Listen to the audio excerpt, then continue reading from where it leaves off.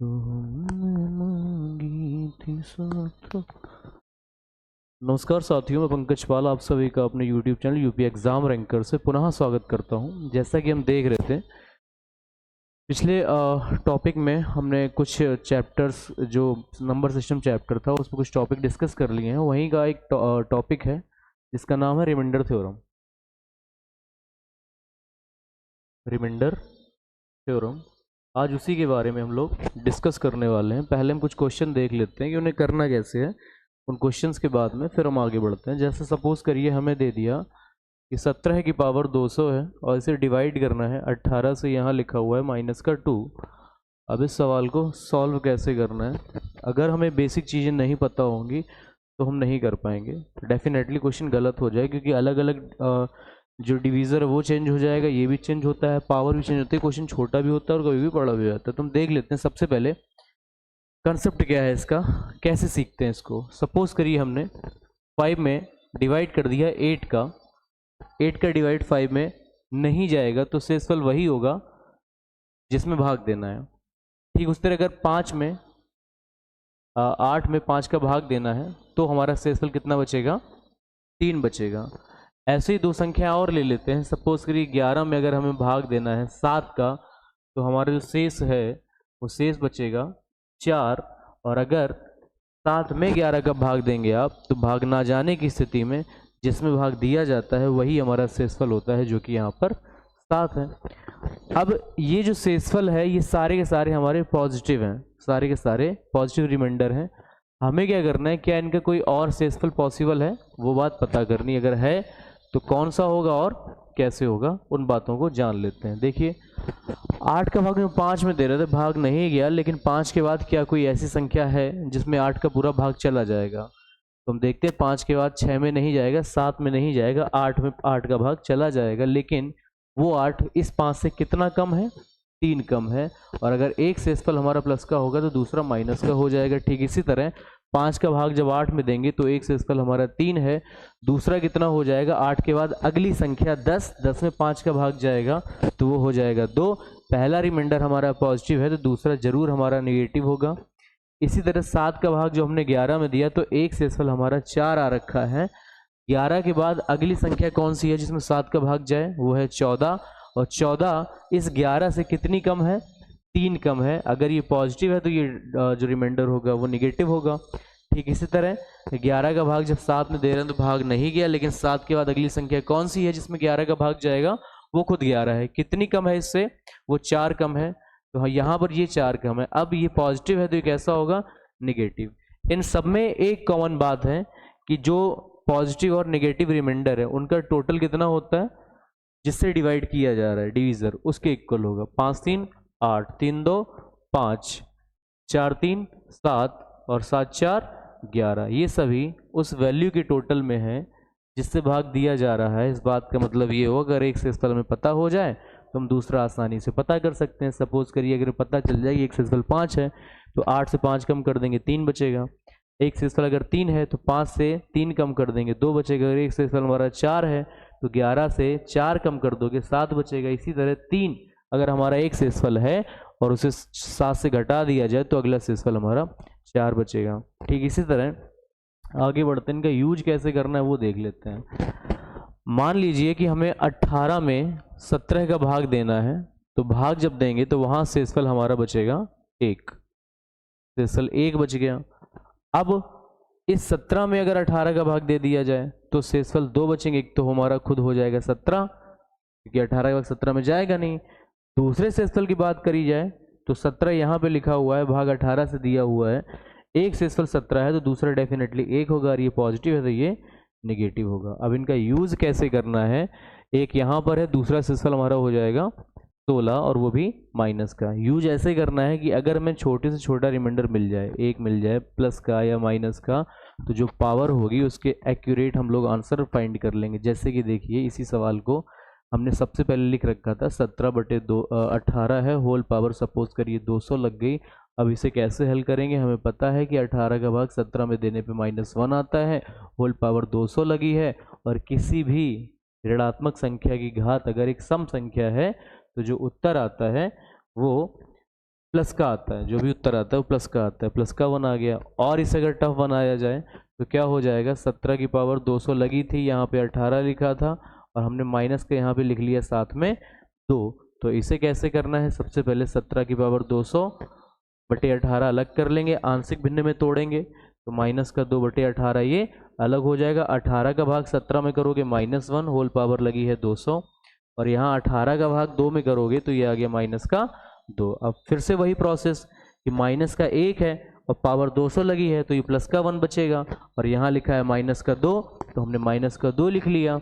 एक संख्या ऋणात्मक है, एक संख्या धनात्मक है। अगर बड़ी संख्या हमारी ऋणात्मक है तो जो परिणाम आता है यहाँ पर 1 है वो भी ऋणात्मक होगा, माइनस का 1 आया। और हमें इस बात का ध्यान रखना है कि जो शेषफल होता है वो कभी निगेटिव नहीं होता, माइनस का नहीं होता है। तो हम क्या करेंगे, जिससे भाग दिया गया है उसी से उस शेषफल को घटा देंगे तो आ जाएगा 17, जो कि हमारा सही उत्तर होगा। अब हम क्या करते हैं, कुछ और सवालों को देखते हैं। जैसे देखिए हमने लिखा 81 भाग कर देना है 82 का और आपको बता देना है यहाँ पे पावर लगी है सपोज करिए 41, शेष क्या होगा। दूसरा सवाल हम ले लेते हैं कि लिखा हुआ है सपोज करिए 3 की पावर 64 और भाग करना है 82 से, ऐसे केस में शेषफल क्या होगा। तीसरा सवाल लिखा है हमने 3 की पावर लिखी है 64, भाग करना है 82 से और माइनस यहाँ पे लिखा हुआ है 7, ऐसे केस में शेषफल क्या होगा। एक और सवाल लिख लेते हैं, हमने लिख लिया 2 की पावर 164 और भाग करना है यहाँ पर आपको 31 से, तो ऐसे केस में शेषफल क्या होगा। अब क्या करना है, हम देख रहे हैं 82 का भाग 81 में देना है तो 2 रिमाइंडर होंगे, या तो 81 होगा। दूसरा कैसे पता करेंगे, 82 से घटा के। अगर 82 से 81 घटा दोगे तो एक शेषफल हमारा बचेगा माइनस का 1, और माइनस की 1 की पावर कितनी, 41। और अगर किसी ऋणात्मक संख्या की घात एक विषम संख्या होती है तो जो परिणाम आता है वो भी ऋणात्मक ही होता है। तो आंसर हमारा -1 नहीं आएगा, क्योंकि शेषफल कभी ऋणात्मक नहीं होता है। अगर ऋणात्मक आ जाए शेषफल तो हमें क्या करना है, जिससे हम भाग दे रहे थे उसी से माइनस कर देंगे, तो रिजल्ट क्या बचेगा, केवल 81 बचेगा। शेष हमारा आ गया 81। ठीक इसी तरह यहाँ पर देख लेते हैं 3 की पावर 64 लिखी हुई है। अब 3 की पावर 64 अगर लिखी हुई है तो हमें क्या करना है, इसे बना लेना है ऐसी वैल्यू में। पहले इसे कर लेते हैं, क्योंकि यहाँ पे -7 लिखा हुआ है, वहाँ पे -7 नहीं लिखा हुआ है। 3 की पावर 64 है तो इसे ऐसी पावर बना लेते हैं जहाँ पर जिसका मान 82 के नियर अबाउट हो। तो हमें क्या करना है, 3 की पावर 1 होता है 3, 3 की पावर 2 होता है 9, 3 की पावर 3 होता है 27 और 3 की पावर 4 हो जाएगा 81। और इसी 81 में भाग देना है 82 का होल पावर, यहाँ 64 लगी है तो लगा लेंगे यहाँ पे 16, क्योंकि फाइनली जो टोटल पावर होनी चाहिए वो 64 होनी चाहिए और 16 को 64 कर देने पर ही होगी वो। अब क्या करना है, 3 की पावर 4 लिखी हुई से लिख सकते हैं 81 बटे हो जाएगा 82 होल पावर 16, और 82 का भाग 81 में करोगे तो आ जाएगा माइनस का 1 और -1 की पावर हो जाएगी 16। थोड़ी देर पहले बताया गया था कि माइनस की संख्या की घात अगर एक सम संख्या है तो परिणाम हमेशा धनात्मक आता है। रिजल्ट हमारा जो आंसर आ गया वो आ गया 1। अब उसी कैटेगरी में क्वेश्चन हमारा वही था लेकिन एक वैल्यू बढ़ा दी है, तो इतने का तो हमें पता ही है कि 3 की पावर ये 4 रहेगा, होल पावर लग जाएगी 16 अपॉन 82। आंशिक भिन्न में तोड़ लेते हैं, जब किसी एक पद में 2 संख्याएं लिखी हो, उससे ज़्यादा लिखी हो तो उन्हें अलग अलग तोड़ लेते हैं। यहाँ पे 7 और बटे हो जाएगा 82। अब क्या करना है, इस पूरे का आंसर हम एक बार निकाल चुके हैं कि 1 है और 82 का भाग 7 में दोगे तो 1 - 7 बचेगा, फाइनली आ गया माइनस का 6।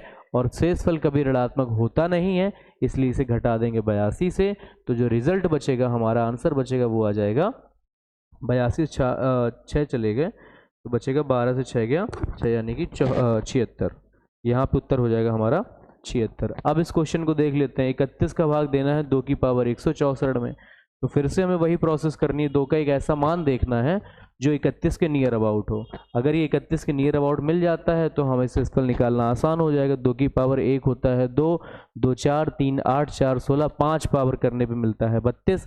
अब दिक्कत ये है कि 2 की पावर अगर हम 5 कर लेते हैं तो यहाँ पे 164 5 का पूरा भाग नहीं जाएगा। 5 का जब भाग करोगे 5 3 15 और फिर हो जाएगा यहाँ पर 1 हो गया 14 और 5 दूना 10, शेषफल बच रहा है 4। तो हमें क्या करना है, पहले तो पूरा निकाल लेना है। 5 3 15, 3 बार भाग चला गया, इसके बाद में हो गया है 1, 14, 5 दूना 10। अब बचा कितना है, 2 की पावर 4 बचा हुआ है, तो हम 2 की पावर 4 को अलग लिख लेंगे और बटे में कर देंगे कितना, 31। हम यहाँ पर देख रहे हैं 5 दूना 10, 5 की 15, 160 यहाँ पर हो जाएगा, 2 की पावर 4 ये टोटल करेंगे 164 ही आ जाएगा।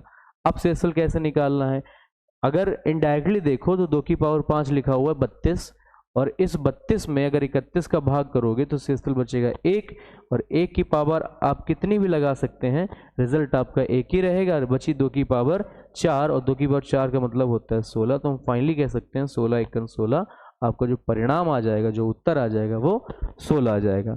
कुछ और प्रश्न इसी तरह के देख लेते हैं। सपोज करिए हमें दे दिया गया 3 लिखा हुआ है, 3 की पावर दे दी गई आपको, यहाँ पर 242, और भाग कर देना है इसे 3 की पावर 15 में, तो और यहाँ लिखा हुआ है माइनस का 7। तो रिजल्ट कैसे निकालेंगे, 3 की पावर 15 है, हमें देखना है 3 की ऐसी घात का मान जो 242 के नियर अबाउट हो। हम जानते हैं कि 3 की पावर अगर 5 कर दी जाए तो उसका मान होता है 243, और 243 यहाँ पे हो जाने के बाद पावर जो 15 में से 5 निकल गई, बची 3, वो हमने लगा दी है। यहाँ पर बचा है 7 माइनस का, और अपॉन में लिखा है 242। अगेन आंशिक भिन्न में हम तोड़ देंगे तो 3 की और 5 का मान हो गया 243, और ऊपर लगा हुआ है पावर 3, यहाँ पे है 242। इसी तरह यहाँ पे माइनस का 7, और हो गया अपॉन में 242। 242 का भाग 243 में देने पे शेषफल 1 बचेगा, 1 की पावर 3 है तो यहाँ फाइनली 1।